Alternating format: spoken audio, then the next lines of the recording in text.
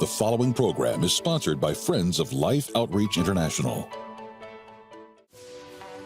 Coming up on Life Today, Sheila Walsh reminds us that our circumstances don't need to change for us to find peace. I found the peace of Christ in a psychiatric ward. I found the peace of Christ in a bankruptcy court. I just want you to know there is nowhere that you can go, no place you find yourself in, where you cannot experience the peace of Christ.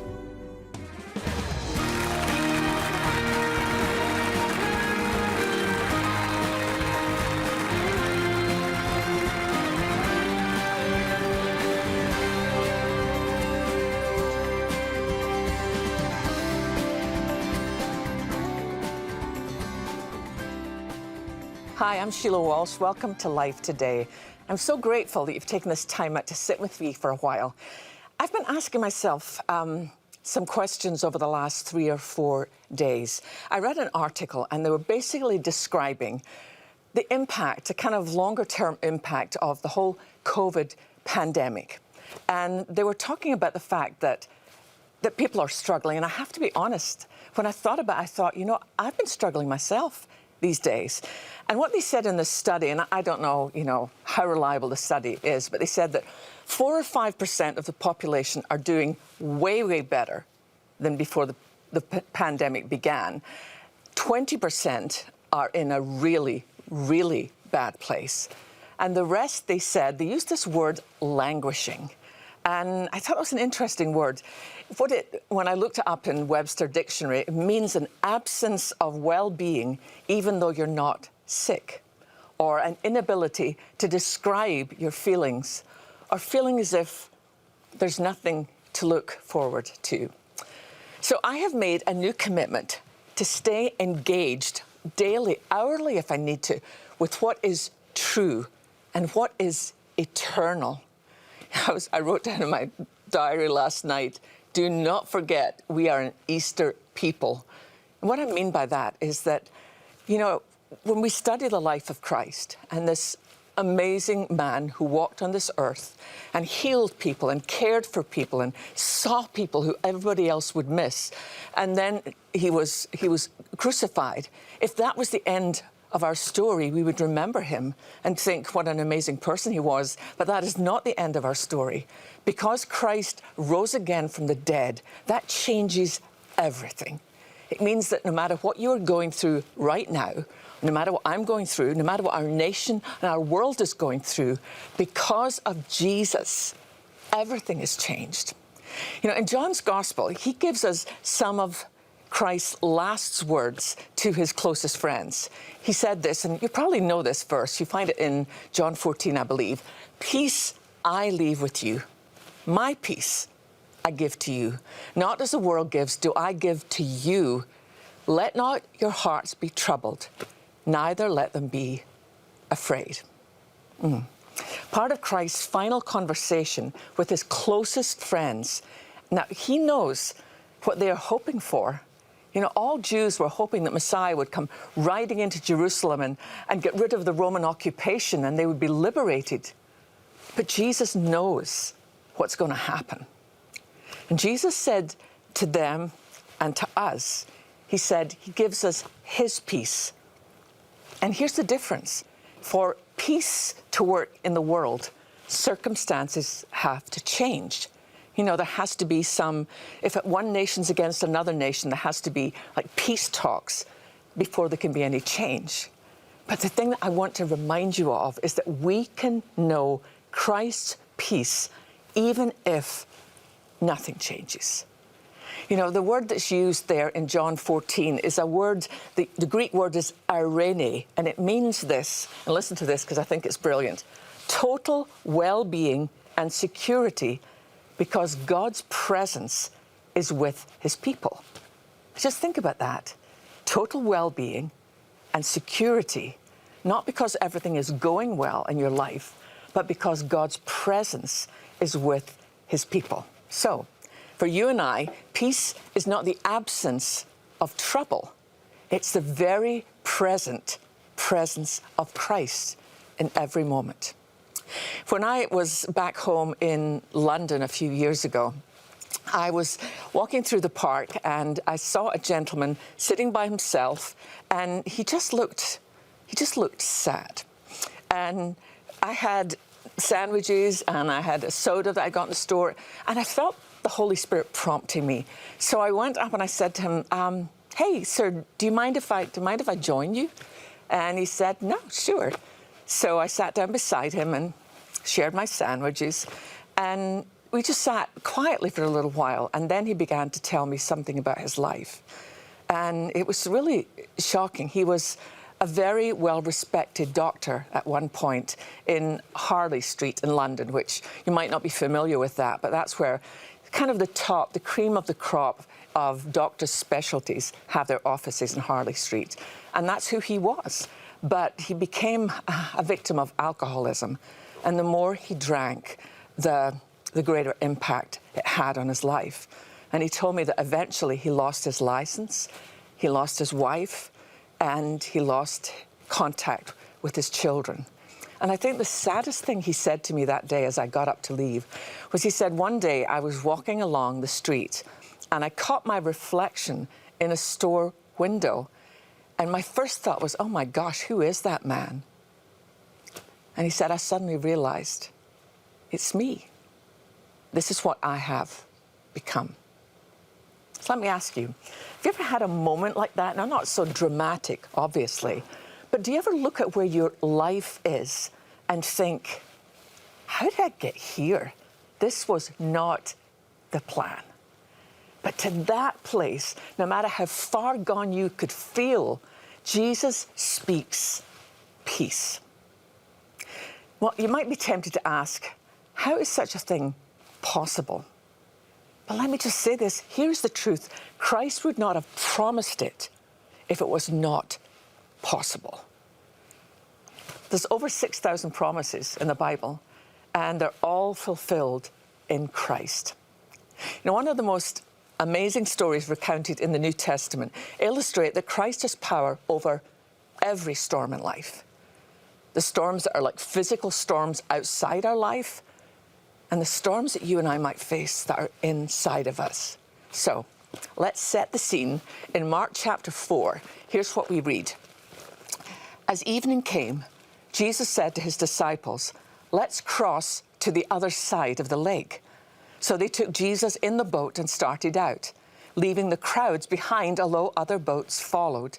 But soon a fierce storm came up. High waves were breaking into the boat, and it began to fill with water. Jesus was sleeping at the back of the boat with his head on a cushion. The disciples woke him up shouting, "Teacher, don't you care that we're going to drown?" When Jesus woke up, he rebuked the wind and said to the waves, "Silence, be still." And suddenly the wind stopped and there was a great calm. Then he asked them, "Why are you afraid?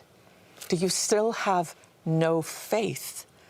The disciples were absolutely terrified. "Who is this man?" they asked each other. "Even the wind and waves obey him." You know, it's interesting. I don't know if you've ever been to Israel, but the mountains that surround Galilee, violent storms often blow up, like this storm. But this one was particularly violent. The waves were actually crashing over the side of the boat. I think it's fascinating that it's after Christ has spoken to the storm that we read that they were afraid and said, "Who is this man?" You know, that was a messianic thing that Christ did. It says in Psalm 89, verse 9, "You rule the raging of the sea. When its waves rise, you still them." So they've just come through this horrible storm. They watched Christ do something they've never seen before. That suddenly, out of this violent storm, there's complete calm. Well, the disciples, they're still reeling from that when the boat touches the edge of the shore. And we're about to see that when Christ speaks to storms outside our lives and inside our lives, both have to obey. We're going to meet another man who's horrified by what he had become. This is what we read in Mark chapter 5. Jesus and his followers went to the other side of the lake, to the area of the Gerasene people. When Jesus got out of the boat, instantly a man with an evil spirit came to him from the burial caves. This man lived in the caves, and no one could tie him up, not even with a chain. Many times people had used chains to the man's hands and feet, but he always broke them off. No one was strong enough to control him. Day and night, he would wander around the burial caves and on the hills, screaming and cutting himself with stones. While Jesus was still far away, the man saw him, ran to him, and fell down before him. I don't know if you noticed that little phrase at the beginning of the text in Mark 5. Jesus said, we'll go to the other side. That was terrifying to a Jew. The setting is the eastern shore of Galilee, the Gentile Decapolis, which is 10 pagan cities, a place of pagan cult worship and keeping pigs, an animal unclean to the Jews. And this man is living among the dead, which unclean by any Jewish law. Think about it. A man with an unclean spirit living among the unclean dead, surrounded by people in unclean territory. This was unimaginable for the disciples. But I think the description of this man, in fact, Bob Bennett once did a song. You should Google it. It's called Man of the Tombs. Oh, such a moving song. But the description of this man is one of the saddest, I think, in the Bible. Even in life, even while he's still breathing, he's living among the dead. The original Greek emphasizes his strength. I mean, it actually translates, not even by chains could anyone any longer restrain him. And he was treated like an animal. But then we read this, and when he saw Jesus from afar, he ran and fell down before him. Now, why would he do that? This man has never heard of Jesus. Jesus has never been to this part of the countryside before. I think it's fascinating that the poor man did not know Jesus, but the demons that possessed him did. I'm pretty sure that for the first time in this man's life, when suddenly his eyes saw Jesus coming, the demons inside of him went, ah, and pulled back because they recognized the Son of God. The word used for fell down isn't the word used for just to fall over something. It's actually the word that's used to fall in worship. And I love this. When the demonic meets the divine, there is no contest. Remember what they said? My name is Legion, this is the demon speaking, for we are many. A Roman legion is about 5,600 soldiers. So they begged Jesus not to send them out of the region because the Decapolis was an area dominated by forces of darkness, hostile to Christ. They knew their time was limited, and they wanted to destroy as many people as they could. So think about that scene. It doesn't say that the disciples ever got out of the boat. Not sure I blame them. There's chaos everywhere, apart from one place. They came to Jesus and saw the man who used to have the many evil spirits sitting, clothed, and in his right mind. And they were frightened. Beautiful. Clothed and in his right mind. Only God. It seems like the powers of darkness were hell-bent on keeping Jesus from this poor man, but the storm didn't stop Christ then, and it won't stop him now. I was praying for you today before I came to the studio, and just asking the Lord, and let me ask you, where are the storms in your life? Peace I leave with you. My peace I give you. I do not give to you as the world gives. Do not let your hearts be troubled, and do not be afraid. That word there, troubled, it's like a word you would use for a perfect storm. You might find yourself in a place right now where it feels like the perfect storm. Maybe there's trouble in your family. Maybe there's trouble in your marriage. Perhaps you're worried about your children. Maybe you have a child who's gone off and they're unrecognizable to you now. So often we think, well, I understand that I could have peace when something's resolved. But the thing that Christ promises us is that we can know peace right now. No matter what you are facing, right at this moment, you can have peace. I've known that in my own life. I found the peace of Christ in a psychiatric ward. I found the peace of Christ in a bankruptcy court. I just want you to know there is nowhere that you can go, no place you find yourself in where you cannot experience the peace of Christ. And where is it found? Always found at the feet of Jesus. You know, some days, probably like you, I find myself able to pray great prayers, and other days, I feel like I'm languishing sometimes. But I have to tell you, honestly, when I find myself in a place where I'm not quite sure what to do, you know, I'll get down on my knees and raise my arms, and I'll experience the peace of Christ. See, he didn't say he would get us out of everything, but he did say that he would be with us in whatever we are going through. I just want you to know, you have a family here at Life. You see a few of us in front of the camera. There's a whole family of amazing people who pray for you, who ask God to bless you.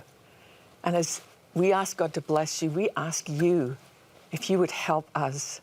When I was thinking about the powerful image of kneeling at the feet of Jesus, it made me think about one of my favorite missions that we have here at Life Outreach, and that's Christmas shoes and smiles. The joy of being able to put a pair of shoes, just like this, onto a child who's never known what it's like to be protected that way. But not only that, one of my favorite things in the world is when my son smiles. He can make me laugh like nobody else on the planet. But can you imagine what it's like if you give birth to your little one and there's a cleft lip, cleft palate, and they can't smile, and they can't eat normally, and they can't lay down to sleep? It's really a terrible thing. And that's why, as a family here at Life, we are committed to making a difference. Now, I know it's a little early to talk about Christmas, but we do that now so that we're able to get everything in place, you know, so it becomes the greatest Christmas some of these children have ever experienced. So let me take you on a trip with me, and let's see the difference that's made when we're able to restore a smile on the face of a child. Watch this. Every year in developing countries around the world, more than 170,000 children are born with a cleft lip or cleft palate. Without surgical repair, a cleft lip or palate could be deadly for a child. As a child grows with the cleft palate, they will not be able to breastfeed, and that can cause real problems for nutrition, and it can also cause them to have more commonly have chest infections, and that can even lead to death. Beyond just the physical dangers, a cleft lip or palate can cause lasting emotional and psychological damage to a child. Then as they start to talk, they will not be able to be understood. The cleft palate makes their speech very, very difficult to understand. And so combining the appearance and also the speech will have a huge impact on how that child feels about themselves as they grow up. Fortunately, a cleft lip or cleft palate can be repaired fairly easily with corrective surgery. But a child living in poverty has very little hope and even fewer options for this type of surgery. That's why Life Outreach and its partners have already provided more than 2,000 life-changing surgeries at no cost to the families. And this year, we will continue to do as many surgical cleft repairs as possible around the world. Thanks to partners like Life Outreach International, we're able to make lasting changes in children's lives through corrective surgery. Just to give an example from the clinic this week, I saw several children that we've operated on their lips and their palates, very young, and the children are healthy, they look normal, and I know that they will now be able to speak normally as well. But there's so much more work to be done, literally thousands of families waiting for help, but we can only do it with your continuing support. God bless you. So let's do this. What a great opportunity to be able to restore a smile to a child. We have just amazing, amazing doctors like the one you just saw on the ground. And do you know that we can do, for $500, we can do a corrective surgery. If you were able to give $1,000, perhaps God has blessed your business this year, or you've been putting something away for something and just waiting for the Lord to place on your heart what it should be. Wouldn't that be an amazing Christmas gift? Now, this is our last week of Christmas shoes and smiles, and we have made a pledge to get 150,000 pairs of shoes to children around the world in all the countries we work in. They look pretty simple, and we're able to do them for $3.60, which means that if you could commit $36, we can send 10 pairs of shoes to children. And it's not just a case of it's nice to have shoes. It literally can save their lives, because when their feet are bare and they're running around and they're in this water that's contaminated, they can get hookworm, they can get all sorts of diseases that can be life-threatening. So I'm just excited at the thought of our whole family gathering together this year and saying, let's not make Christmas about what we can get. Let's make it about acknowledging the greatest gift that has ever been given, and that's when Christ left his glorious place to be born with a shoe size for you and for me. So I'm inviting you to join with us. As I said, this is our last week. $72, 20 pairs of shoes. So $180, 50 pairs of shoes. Now, if you're able to do $1,000, that's 275 pairs of shoes, or 2 corrective surgeries. For any gift at all, we'll send you this. This is our Christmas shoe this year, this little red crystal shoe. For $100 or more, we have this beautiful ornament box of shoes. What I love about this is that, you know, you put them on your Christmas tree, and when you see them, it gives us an opportunity to not just send a gift, but to pray for the child who received that gift. There are so many mums in the world who are heartbroken at the moment because the first time they get to see their precious little one, they see that there's something really wrong that will not only impact their health, but how they're received by other people. You know what it's like. You want your children to be able to play with other friends and feel like they fit in. But when a child is born like that, it's so, so difficult. And that's why it's a joy to let you know we can change that. So last week, will you please, if you've been thinking of calling and just haven't got around to it, please call right now. Give the very best gift you can. So let's put smiles on a lot of faces and shoes on a lot of little feet. Poverty is a killer, and because of it, children needlessly suffer, not only from a lack of food and clean water, but also from a lack of things we often take for granted, like a simple pair of shoes. Far too many children living in extreme poverty have never owned a new pair of shoes. And while that may seem minor in light of all their needs, walking with bare feet puts them at risk of life-threatening infections and disease that could lead to crippling consequences and even death. By responding today, you will help secure and make ready 150,000 pairs of Christmas shoes to be shipped and delivered to children around the world, just in time for the holidays. Your gift of $36 will help provide 10 pairs of shoes.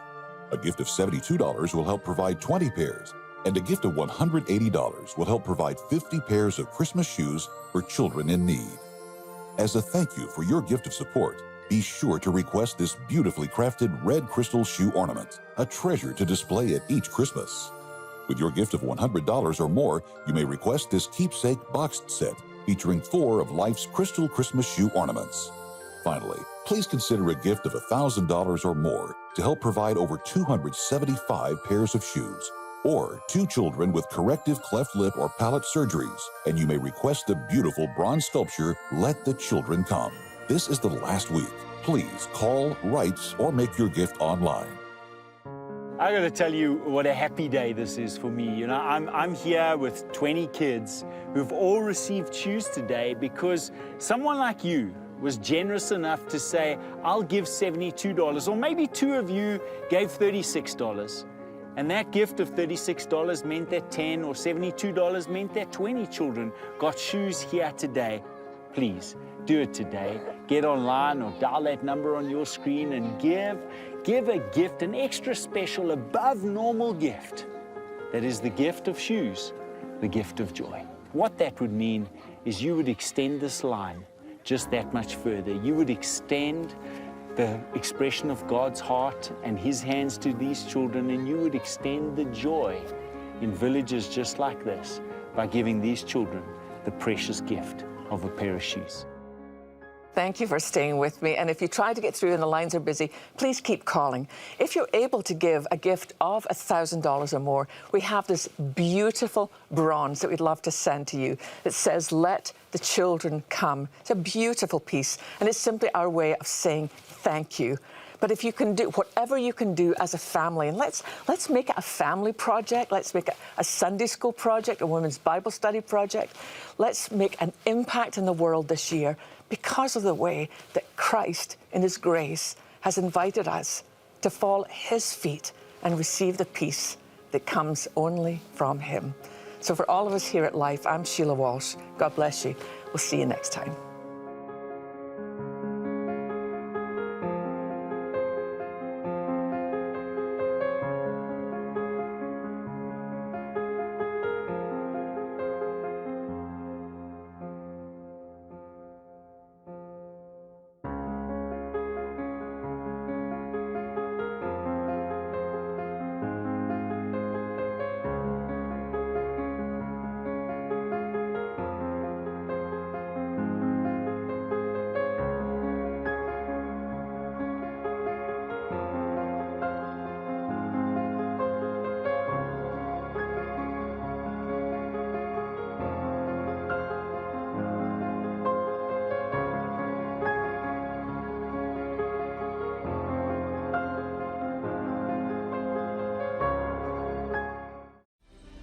Are you concerned about your family being ill-equipped to manage resources when you pass away? Do you want to leave a legacy gift that impacts the lives of others? As a free service to our friends and partners, Life Planning Services, a ministry of Life Outreach International, is here to help with your estate planning needs and chart your financial future. Do not put off this important step to protect your loved ones and leave a lasting legacy.